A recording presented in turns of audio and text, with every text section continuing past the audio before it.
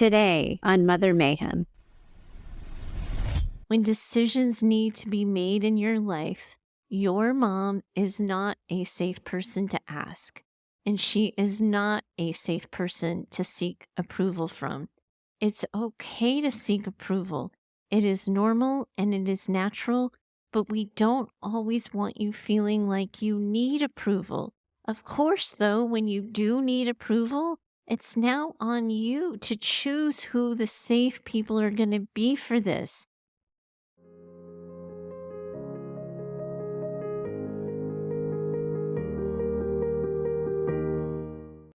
Welcome back to Mother Mayhem, the Narcissistic Abuse Recovery Podcast for Daughters.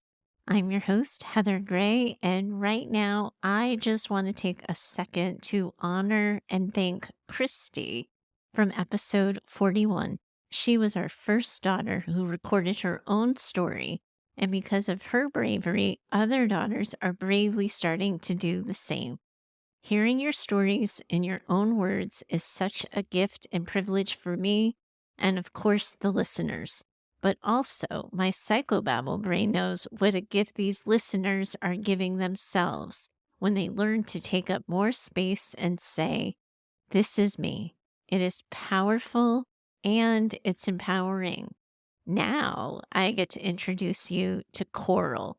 I feel a little bit silly saying this, but you know how there's always the really cool girl in school that you always wanted to be like, and how everything she did seemed effortless and easy? Well, in my high school, that girl was Coral. She was everything I wanted to be and more. Those of you in your 40s along with me might remember Sweet Valley High books. I don't know if that rings a bell for anybody. Well, I always thought that Coral was the living, breathing version of Elizabeth from Sweet Valley High. She was that kind of confident. And my gosh, even her name was cool to me. To this day, I have never met another Coral. Well, our listener, Coral, talks about the cool girls in school that she grew up with. But I dare say she is also coming into her own over here and seeing that she herself is a little bit of a cool girl. I think doing this episode is going to help her see that even more. And even though I am positive she's probably laughing at me, thinking of her as a cool girl, because I know she second guesses herself a whole heck of a lot and struggles with really intense anxiety. I know a lot about her life hasn't been effortless or easy, but maybe by hearing herself described as the cool girl, she will start to see herself a little bit more in that way too.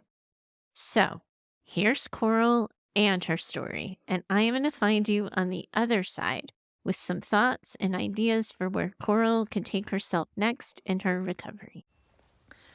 I loved your last episode and it inspired me to want to share my story. I've tried drafting an email to you a few times, but how do I encapsulate a lifetime of trauma into a short email or a short voice message? The more I think about it, it gets a lot easier, and it's one sentence. I thought that this was normal. The silent treatment, the guilt trips, the gaslighting, the manipulation, the control, the fighting. I just thought that that's how moms talk to their daughters. My mom called it tough love. So I just thought all daughters needed some semblance of tough love. I'll never forget the first time that I realized it wasn't normal. I was at a girls' happy hour at the age of 27, and my friends were discussing their overbearing mothers. For them, their overbearing mothers were always trying to hang out. They constantly wanted grandkid time. They called when they were at work. That week, I had dealt with a sneering comment from my mother because she knew I'd stayed overnight with my boyfriend. I was so ashamed because I couldn't share my silly little anecdote, but I also realized that contextually it wasn't really appropriate and definitely seemed more like a trauma dump than sharing a funny story. It felt like a floodgate had opened for me, and all the things that I disregarded as normal sat like an elephant on my chest. I started to Google things that I had experienced, but what was I Googling? A controlling mom. Is my mom abusive if she slapped me? Is snooping normal? I found a page about narcissistic mothers, but the information was limited and didn't necessarily pertain exactly to my mom. When you open the floodgates of trauma, as I'm sure anyone listening to this knows and understands, it's damn near impossible to close them. I couldn't be around my mother without realizing the subtle attempts at control and knocking me down a peg. I was in the process of a home renovation, and she had such strong opinions about my paint colors, design choices, and furniture. She'd insult my choices and taste with a little giggle after, as if to make it feel a little bit less personal or insulting. She was unaccepting of the men I was interested in. She was still snooping through my personal and private things. I found myself gritting my teeth anytime I was around her, but I still faced an interesting conundrum. I'd become so used to needing her approval that I still sought it out. I had no idea how to make decisions or really think freely without her holding my hand. And for the record, at this point, I was still 27 years old. I was 27 and I had no idea how to make decisions for myself, even in who I was choosing to date. I wanted her opinion and guidance through all of it, which included dating, homeownership, and finances. I wanted to be able to ask her, am I making the right decision? Would you do anything differently? But on the flip side of that, I was learning how wrong she was about everything. I had followed her advice up to that point, and I had a job I hated. I was in a miserable relationship. I was depressed. I was lonely. I was anxious. And I was learning that my mom maybe wasn't the role model I thought she was. When I was a teenager, I loved punk music. I loved punk music because my mom introduced me to it. I liked The Clash, the Sex Pistols, the Ramones, Led Zeppelin. I wanted to be punk. I wanted to wear cool band t-shirts and ripped jeans and Doc Martens. I wanted to have cool punk hair. I wanted to go to concerts. I wanted boys who were tattooed and hot. I loved the message of punk music. I loved the emotion and I loved the energy. But despite raising me with it, my mom didn't want me to listen to punk music. She didn't want me to dress like someone who listened to punk music, and she certainly didn't want me associating with peers who liked punk music. I came home from a concert with my friends, and I walked into my bedroom one night to find my dresser and closet completely torn apart. Every single item from my closet, dresser, and under the bed storage had been ripped out and thrown all over my very small room. That included books, trinkets, undergarments, and shoes. My mom sat on my bed with this Cheshire cat-like grin, waiting for me to see what she had done. I couldn't believe it. She stood up and made a point of really kicking through my stuff. She picked up a big industrial trash bag with that Cheshire cat grin still on her face, and she made a show of taking my clothes one by one and putting them in there. I mean, like any teenage girl, I was yelling, I was crying, I was begging her to stop. But she picked the items up one by one and continued putting them in the bag, insulting me as she did it. No daughter of hers was going to be a loser. I wouldn't date losers. I would not dress like a fool. Do I know how people look at me? Now I get a chance to start over. This was her gift to me. She was actually saving me and helping me. She'll teach me how to present myself. She loved this, and I could see it deeply in her eyes how much she loved it. The next day, she took me to a local store that was known for modest clothing, and she sent me into the fitting room with khaki pants and pastel tops. It was the exact opposite of what I felt comfortable in, and I think she knew that. My mom was obsessed with my sexuality as well. I assume this to be projection, as my mom started seeking men out at 13, lying about her age back then. She met my dad when she was just 15 years old. He was 20, telling him a very easy lie that she was 18. She'd hit puberty early. In creating another major double standard, my mom loved exploiting my early blossoming when it meant benefiting her. It was subtle. She would encourage me to stay after class to chat with a male teacher about an assignment I'd missed. She would make comments about how when you're pretty, you can exploit the exceptions people are willing to give you. When I started to get attention from boys, I think her abuse and obsession really ramped up. I've realized as an adult how much this underscored my actual achievements as well as the potential danger she put me in. I learned at a very young age that it wasn't about my merit. It wasn't about my contributions to society. I could be intelligent and it didn't matter. It was about how much attention you get from people and how much you can compromise yourself to be who they need you to be. It feels really important to note that my mom is a chronic liar and she's a cheater. She's cheated on my dad more times than I can count, most recently being an affair that lasted 2 years. It involved her moving us out of the home, introducing us to her affair partner, and using us as an excuse to facilitate said affair. She told my father how much we hated him and how bad of a father he was. He's not a bad dad at all. He's actually pretty incredible. She lies about everything, from small white lies about ingredients in a recipe to big lies about her behavior, her whereabouts, her intentions, and really, honestly, anything in between. I don't believe anything she says because nothing has ever been out of bounds for her to twist, exaggerate, or manipulate. I got my first boyfriend when I was 13. I made friends in the town over at the youth group my mom made me go to. They were so cool. They lived on a lake, they had a boat, a big house, and all the cool things that my parents couldn't afford. There was a boy around the corner who had swoopy skater hair. He listened to punk music, and he thought I was cute. It was the first night of summer between 8th and 9th grade, and my cool friends invited me over for a sleepover. I sat with my new boyfriend on the back of a golf cart as we zipped around the lake, and he put his arm around my shoulder. Like any 13-year-old girl, obviously he was the new love of my life. I had an entire weekend to get to see him. I was absolutely buzzing. Him and I parted ways, and my friends and I went back to have our girls' sleepover. The next morning, around 6 a.m., I was awoken by a loud banging and repetitive ringing of the doorbell. Lo and behold, my mother was at the door. My friend's mom answered, and my mom immediately stomped down into the basement, grabbed me by the back of my head, and dragged me out of the house, throwing me in the back seat of her car. I had no idea what was going on, and I immediately started bawling, asking her what I had done, what had happened, just trying to understand what I was in for. I couldn't believe that she knew that I had let a boy put his arm around me just last night. I didn't see my friends tell my mom, and I don't know how she would have discovered anyways. Well, it turns out she didn't. My MySpace account had been hacked by a boy in my grade.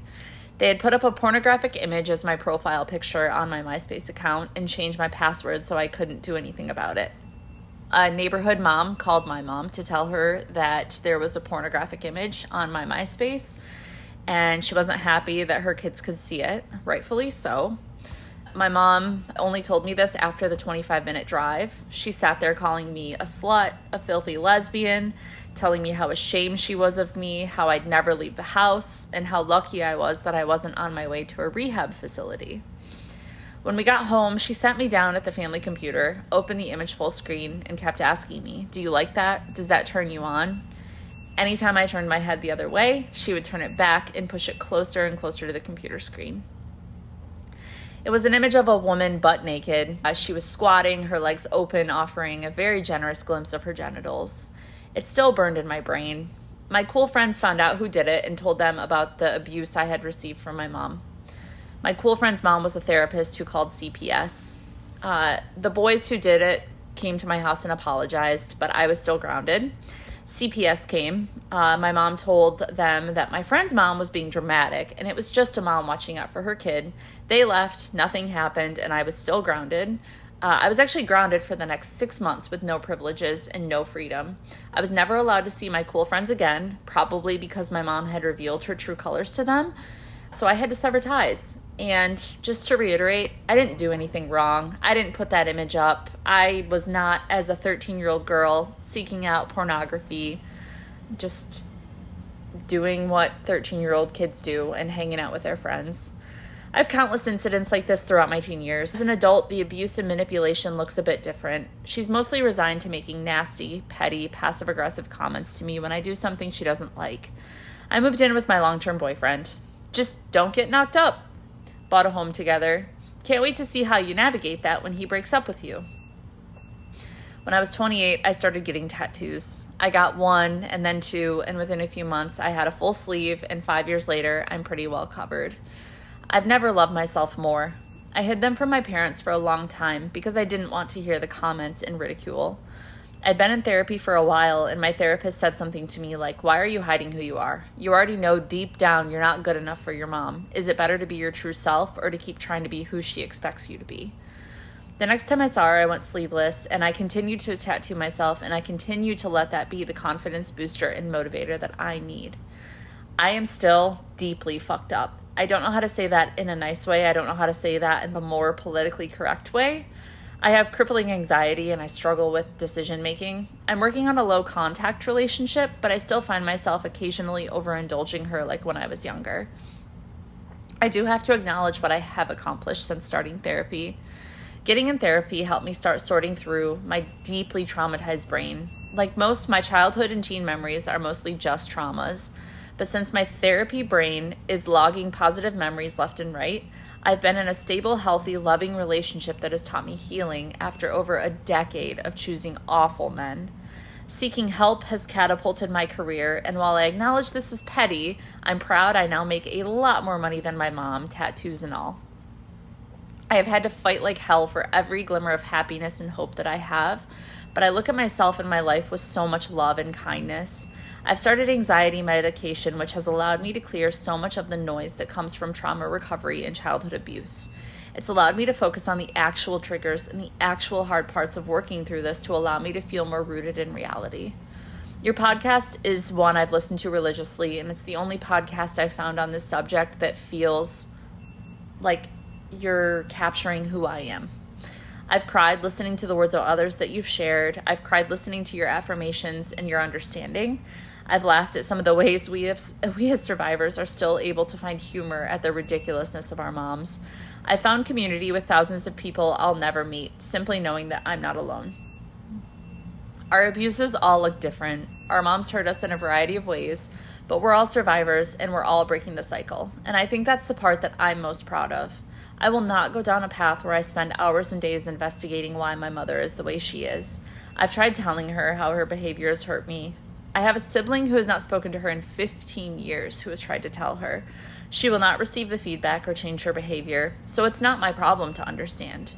I appreciate the way that you don't walk that path like so many others who speak on the topic. You focus on the survivor and you don't label us as victims. I don't want to be a victim in this situation. I want to triumph. You have given me strength and a clearer understanding of what happened to me and what my future can look like without another day of putting up with it. Thank you for reading, and thanks for giving us listeners your time and your care. Man, oh man, Coral, the first thing I want you to hear from me, and I know everyone listening wants you to hear, is that I believe you. We believe you. And nothing about how you were raised is normal. What an incredible job you have done in saving yourself and in saving your own life. I am so proud of you, and I am so privileged and honored that Mother Mayhem has played even a little part of your recovery journey. What an awesome, awesome thing that is.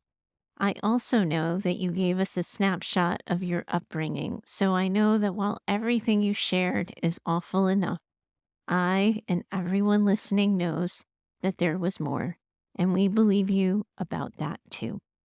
So much has happened to you. You have survived so much, and it isn't fair, and it wasn't normal. It wasn't your fault, and you didn't deserve it. And of course, after a childhood like that, you're going to struggle with anxiety and decision making. It is really hard to get grounded in your truth after a childhood where your truth was constantly erased, rewritten, and shamed. Of course, this is a struggle. Your therapy brain knows you've come so far, but of course, you still have trauma brain at the ready, scanning for risk. That makes so much sense to me. Thank you for sharing that anxiety medication has been helpful for you, and I think it can be helpful for a lot of people who are managing chronic dysregulation. I appreciate you normalizing this and making it an okay choice for people. Pairing it with therapy will, of course, increase its efficacy. I often tell clients that anxiety medication lowers the noise enough so that the skills they're working on in therapy have a chance of working. And I'm really glad to know that that experience has been true for you too. Now, before we dig into the pragmatic steps that you can take going forward, I first want to zoom out the lens on why anxiety and decision making is a struggle for you. I want to address too why it is that even though you know who your mother is, you are still drawn to her opinion and find yourself needing it. I know I've talked about this before, but first let me offer all of you a little bit of a refresher on the role that anxiety plays in trauma and in trauma recovery. If any of you are only going to remember one thing about trauma or trauma recovery, I want you to remember this sort of, I guess, expression or statement or quote from one of the leading researchers on trauma, Bessel van der Kolk. He reminds us in his work that abnormal reactions to abnormal events are normal behaviors. We use the clinical jargon when we talk about trauma responses, and it's important that we do that. But it also turns something like anxiety into something that's wrong with you instead of seeing it for what it actually is, something that is actually quite right with you, something that has saved you in the past, but is now something that you don't always need. Your anxiety and regular everyday doesn't always serve a purpose, but it is showing up out of habit. Here's why. Experiencing childhood trauma deeply impacts your sense of safety and security. Early exposure to stress and instability tends to wire your brain to be more sensitive to perceived threats, even long after the traumatic events have passed. So, for you daughters of narcissistic mothers, what that's going to mean is that the ongoing emotional manipulation, the invalidation, and the chronic lack of support is going to contribute to that persistent sense of anxiety and hypervigilance. You might find yourselves getting caught in patterns of anticipating danger, feeling on edge, which then can manifest as anxiety in a lot of different situations throughout adulthood. So, before we go on with pathologizing your anxiety, Coral, and turning it into the enemy, I want to remind you of the exercise that we have done on previous episodes of the show. We want to bring your anxiety to the table. We want to thank her for having your back and for protecting you this far. Then, in situations where your mom isn't involved, we want to tell her that she can take a break. We want to cue her that she's off duty and offer her a reminder that you've got it, that you'll be okay, but that you will call on her if you need her. Then, when you're anxious, you first want to validate the situation for yourself. Yes, there was a time in my life when what I chose for breakfast was highly scrutinized. Yes, there was a time when I woke up or when I went to bed was up for debate. Yes, my friends used to be examined. Yes, things I loved were taken away in horrific manners. Yes, have so many reasons to be shy or nervous. It's not like I struggle with anxiety for no reason. Of course, I have anxiety. Look at my life so far. But also, this right now, well, this isn't that. I'm 28 years old now and I've made a lot of decisions. And yes, I've also made a few mistakes, but that is okay. Mistakes are okay. Mistakes are lessons we make sometimes. I don't want to make a mistake. I hope I don't make a mistake. But if I make a mistake, I will not die and I will be okay. Coral, your brain is wired for risk, so we have to cue it for safety. And at first, it is going to feel like you are talking to yourself in that way a whole hell of a lot. After all, you have a nearly 3-decade habit going of scanning your mom, her moods, what she might say, what she might do, and it's only been in the past handful of years that you have started to really realize for yourself that the problem wasn't you and that there was nothing wrong with you in the first place. We also have to acknowledge that your mom programmed and brainwashed you into needing her. She wanted you to need her opinion. She needed you to need her opinion. She reinforced for you so many times that you do not know your own mind. Also, your child brain also probably figured out pretty early that if you just went with what she suggested, you wouldn't have to deal with the abusive fallout of going against whatever she had suggested. So you learn to acquiesce to her as a survival technique. But after so many years of doing that on repeat, you've convinced yourself that this is a trait of yours, that you don't know how to make decisions. So every time you make decisions, you start to second guess yourself, and that whole thing happens on autopilot. You don't even realize it's happening because it's happening before wise mind, or as you call it, therapy brain, has a chance of taking over.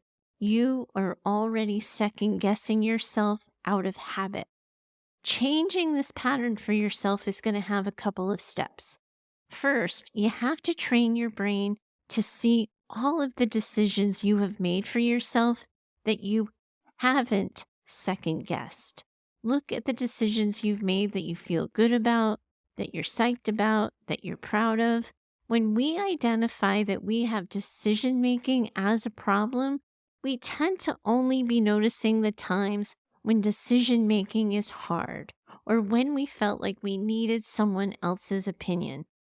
Anytime you make a decision without thinking about it, I want you to start noticing that for yourself. Make a mark of it somewhere. Keep tabs on it. I decided what time I was getting up, when I was going to the gym, what needed to get done today.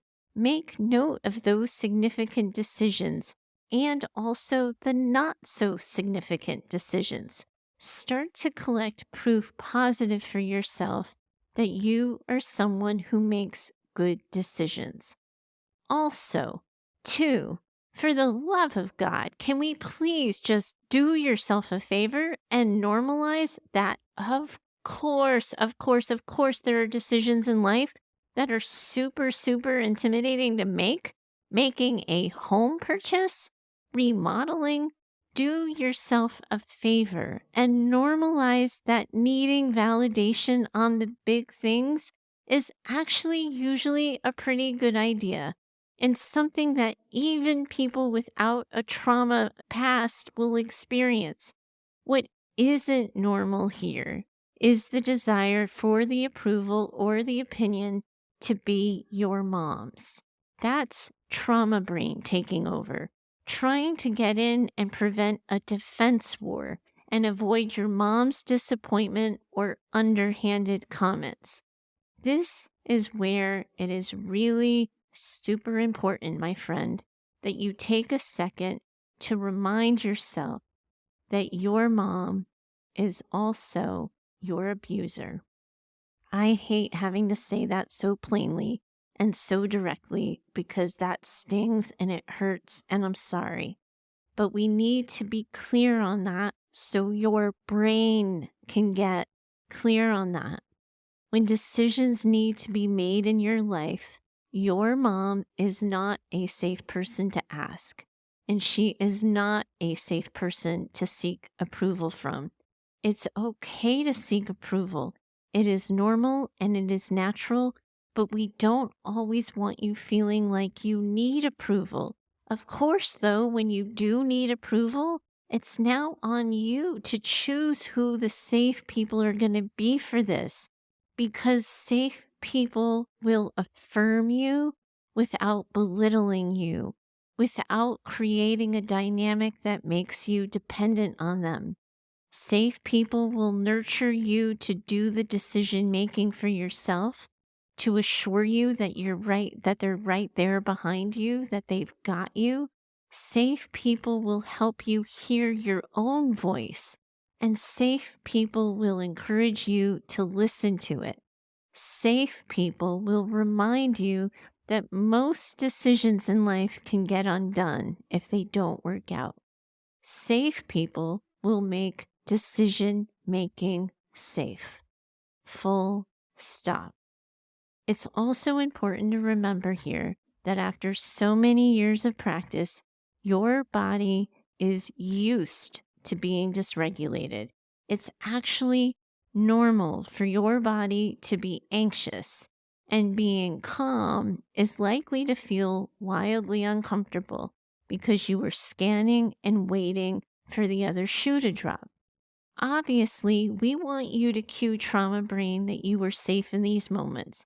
But also, too, we do have to train your body and recondition your body to feel calm when it is regulated.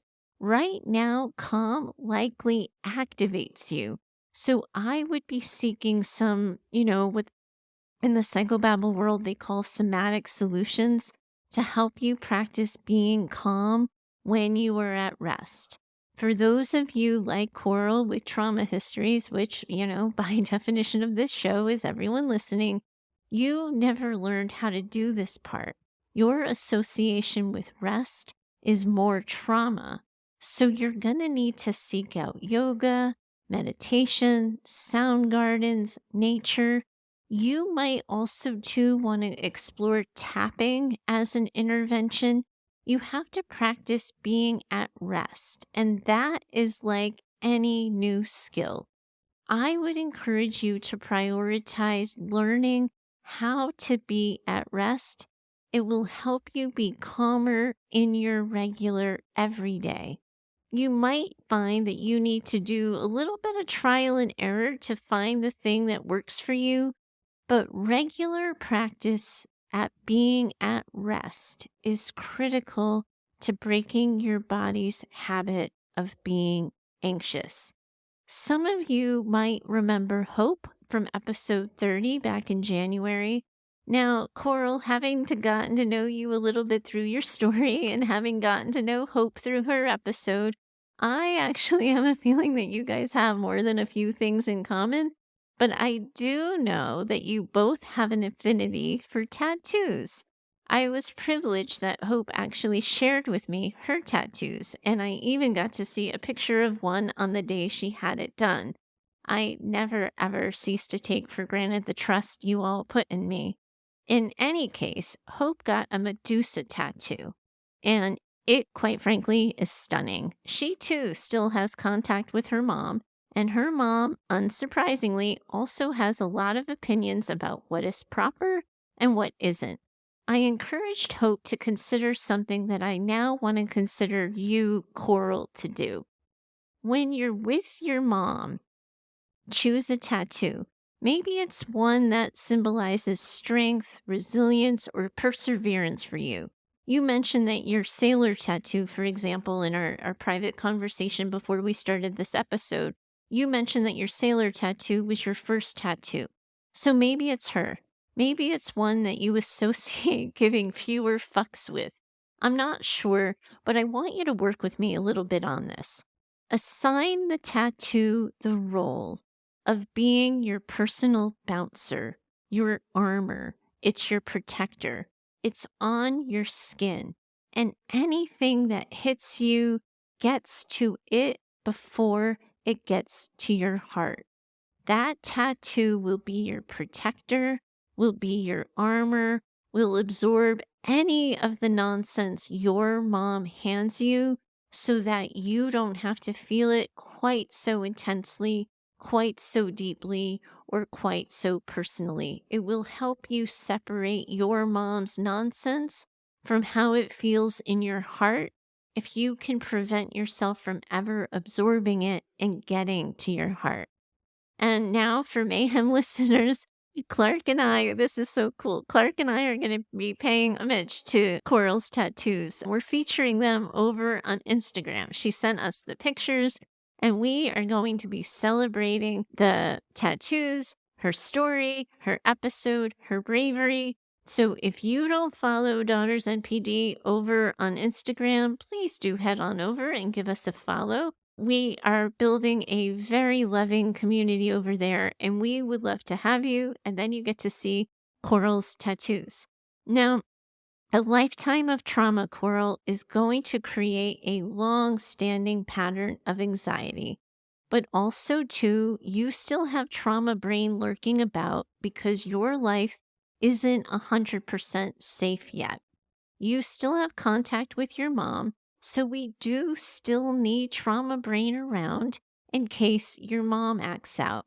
That's true for all of you. All of you still need a little bit of trauma brain around because life is still going to happen.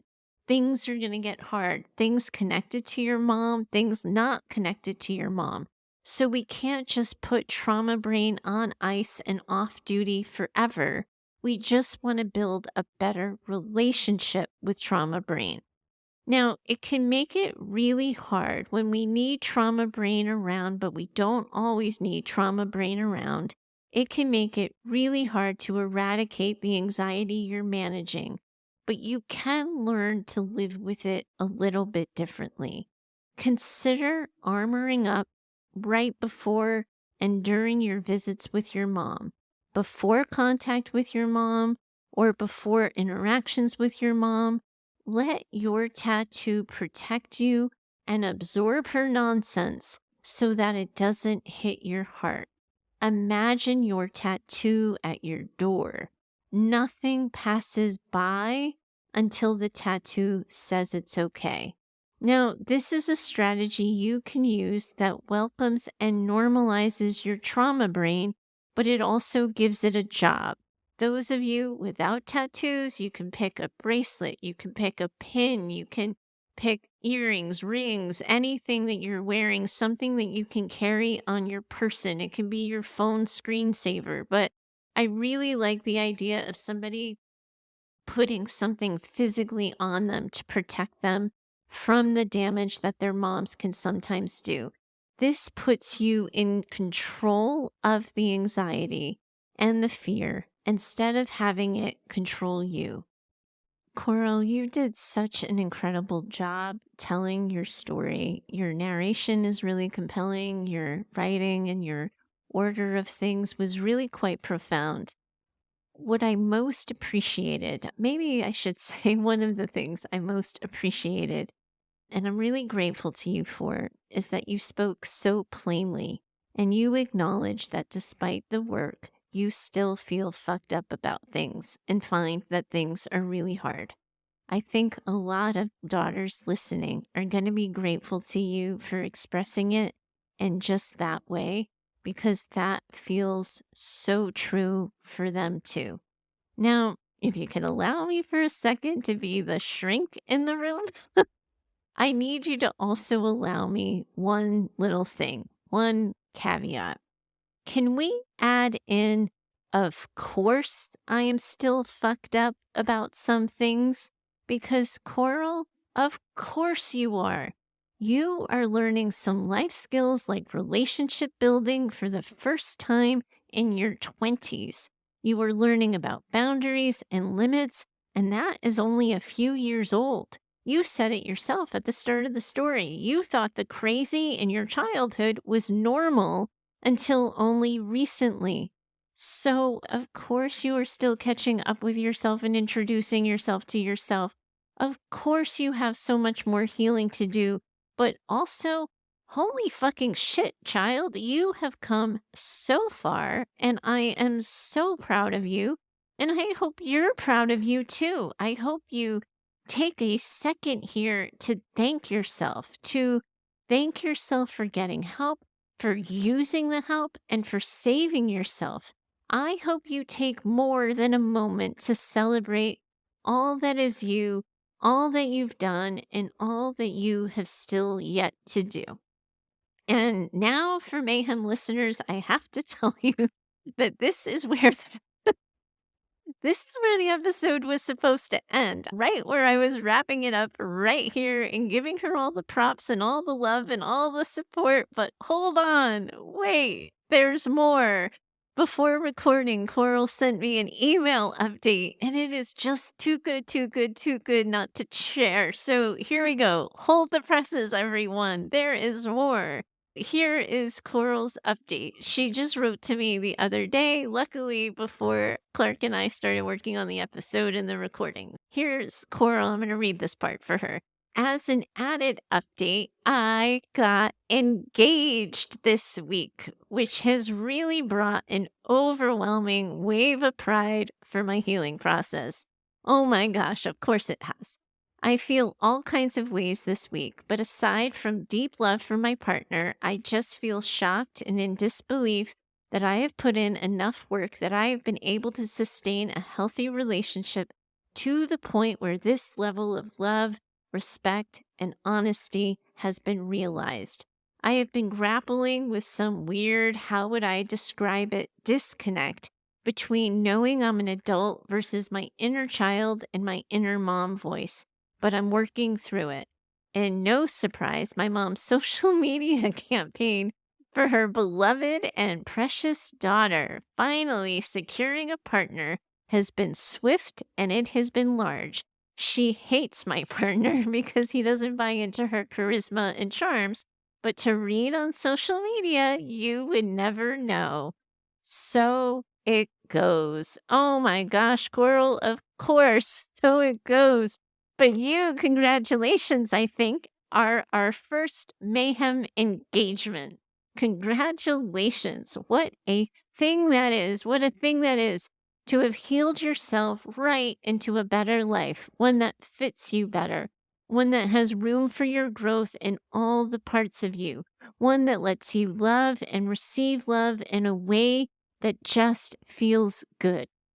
I'm so very happy for you. And I am so glad that I got this update in time to include it in the episode. Don't forget, my friend, that you can take your inner child for a little walk and you can help her catch up. You can hold her hand and you can say, yes, this is a really big deal.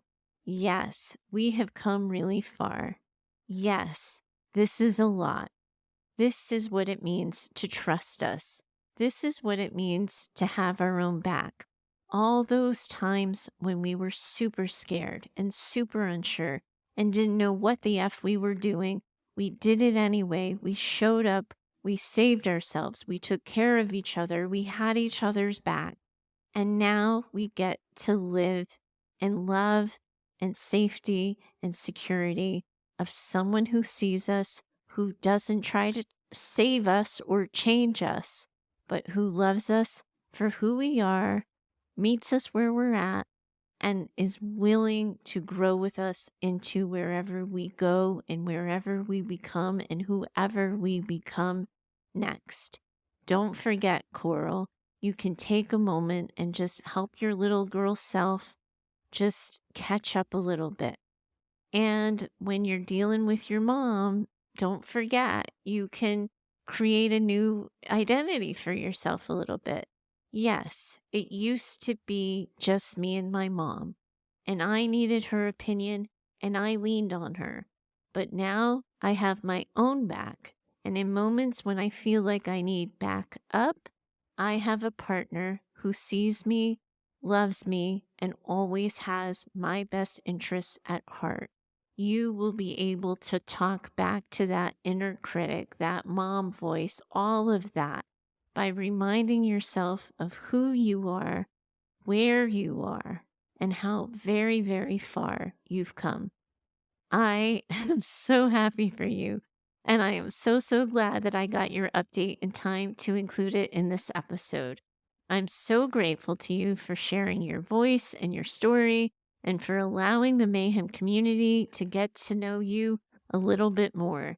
You, my friend, are most definitely in a community of women around the world who are in this with you.